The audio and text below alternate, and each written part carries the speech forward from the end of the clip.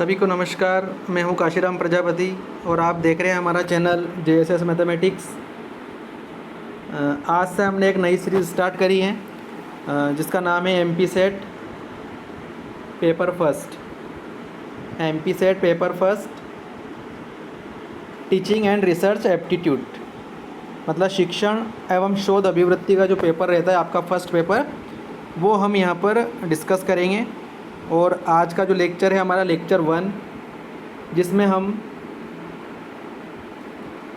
Paper first का syllabus discussion करेंगे।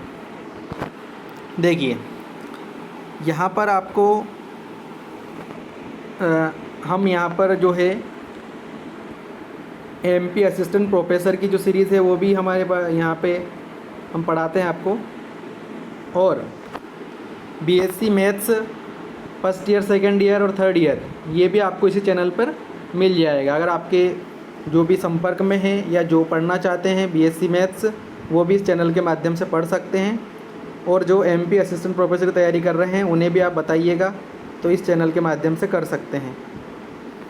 आपके अभी एग्ज़ाम में MP सेट की जो एग्ज़ाम है वो आपकी दिसंबर में है, और दिसंबर में भी आपके 4 महीने हैं, कम से कम 4 महीने आपके पास हैं, आप अच्छे से तैयारी कर सकते हैं हमारे साथ जुड़कर।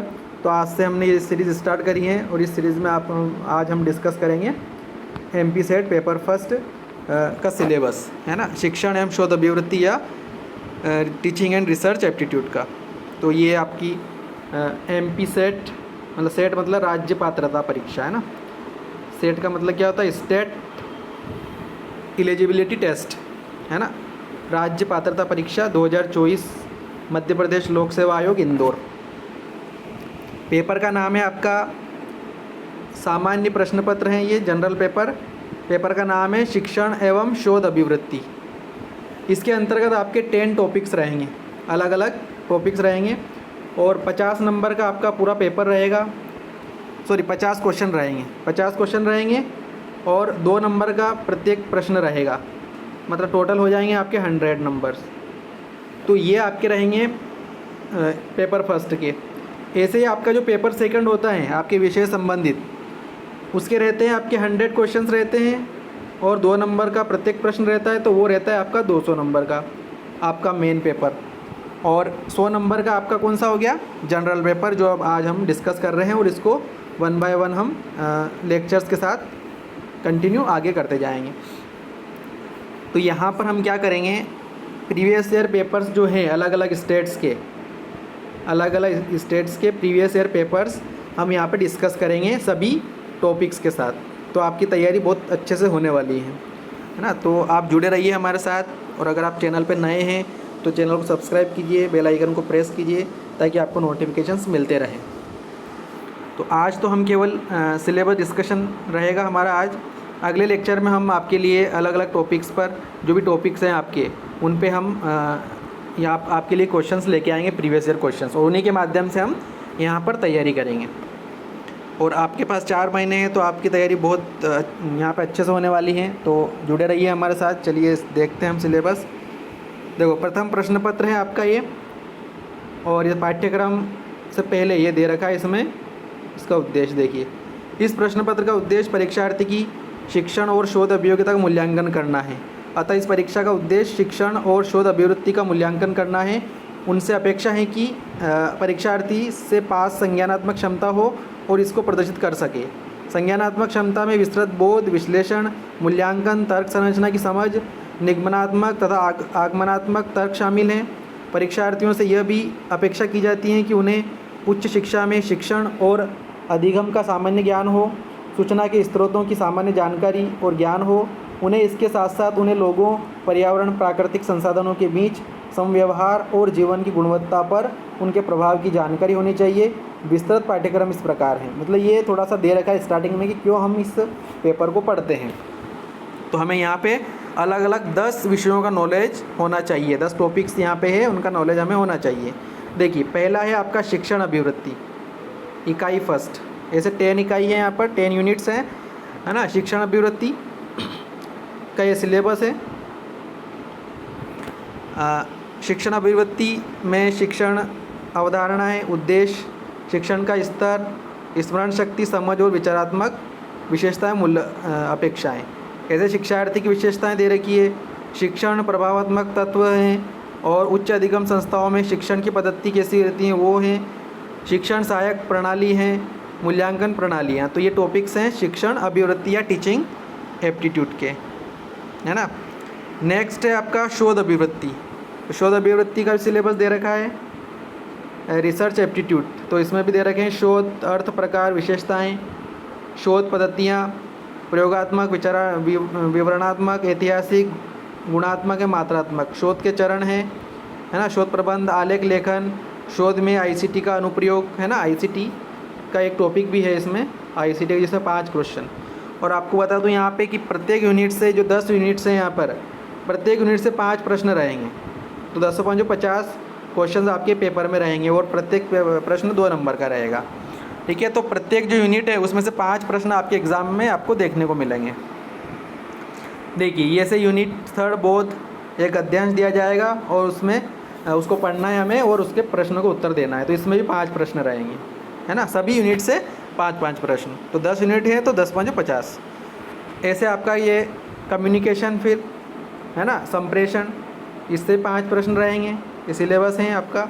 तो हम क्या करेंगे, प्रीवियस ईयर पेपर्स जो हैं अलग अलग स्टेट्स के, एमपी स्टेट, छत्तीसगढ़, ऐसे अलग और भी स्टेट्स हैं, उन स्टेट्स के पेपर्स हम यहाँ पर सोल्व करेंगे 1 बाय 1, है ना। और डिस्क्रिप्शन भी उनका देखेंगे। अब देखिए ऐसे आपका ये रहेगा, यहाँ पर रीजनिंग रहेगा, यूनिट 5, है ना। तर्क के प्रकार, संख्या श्रेणी, अक्षर श्रृंखला, जो हम रीजनिंग पढ़ते हैं। मैथ से आ गई उसमें गणितीय तर्क और अभिवृत्ति, है ना। गणितीय अभिवृत्ति में समय, दूरी, अनुपात, समानुपात, प्रतिशतता, लाभ हानि, ब्याज और छूट, औसत आदि, ये सारे क्वेश्चंस यहाँ पर हम डिस्कस करेंगे। यूनिट 6 में भी ये आपका रीजनिंग ही है, युक्ति युक्त तर्क, है ना। ये इसके अंतर्गत ये सारे हम टॉपिक्स यहाँ पे कवर करेंगे। फिर है आपका आंकड़ों की व्याख्या, तो आंकड़ों की व्याख्या वाला टॉपिक भी हम करेंगे यहाँ पर। उसके बाद यूनिट 8 है आपका सूचना और संचार प्रौद्योगिकी या आईसीटी। आईसीटी का फुल फॉर्म क्या होता है, इंफॉर्मेशन एंड कम्युनिकेशंस टेक्नोलॉजी, है ना। तो इसके क्वेश्चन आपके, इससे 5 प्रश्न आएंगे आपके पास।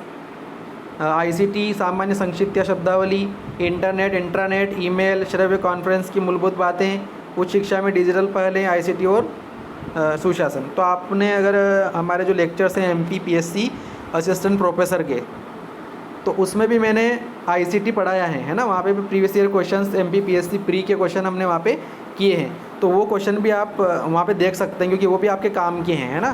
कि सूचना आईसीटी में क्वेश्चन जो 5 प्रश्न आएंगे वो आपके इसी तरह से रहेंगे, है ना। आईसीटी क्वेश्चंस मतलब जो आपका एमपी सेट में है, और वैसे ही आपका यूजीसी नेट में पूछा जाता है, और वैसे ही आपका एमपी असिस्टेंट प्रोफेसर में भी आईसीटी पूछा जाता है। तो कहीं से भी आप पढ़ सकते हैं, टॉपिक क्लियर करना है हमें, है ना। तो आप जो प्लेलिस्ट बनी है हमारी एमपी असिस्टेंट प्रोफेसर के नाम से, वहाँ पे भी जाके आप आईसीटी क्वेश्चंस कर सकते हैं।